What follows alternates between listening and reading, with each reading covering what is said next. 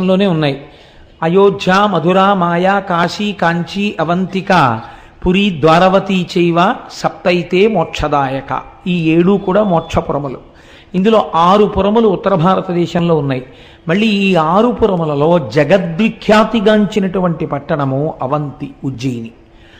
ఈ ఉజ్జయిన్ ఒక పక్కన మహాకాళుడి చేత ఎంత ప్రసిద్ధి పొందిందో మహాకాళి చేత అంత ప్రసిద్ధి పొందింది. అది చిత్రం. ఇద్దరి చేత అంతే ప్రసిద్ధిని పొందింది. సౌందర్యలహరిలో శంకరాచార్యుల వారైతే ఈ పట్టణాలన్నింటినీ అమ్మవారి కళ్ళల్లో దర్శనం చేశారు. విశాలా కళ్యాణి స్ఫుటరచిరయోధ్యా కువలయై కృపాధారాధారా కిమపి మధురా భోగవతిక అవంతి సృష్టిస్తే బహునగర విస్తార విజయ ధ్రువం తత్తన్నామవ్యవహరణ యోగ్యా విజయతే అన్నారు. కృపాధారాధార అని పిలిచారు. ధారానగరం, ధారానగరం అని దాని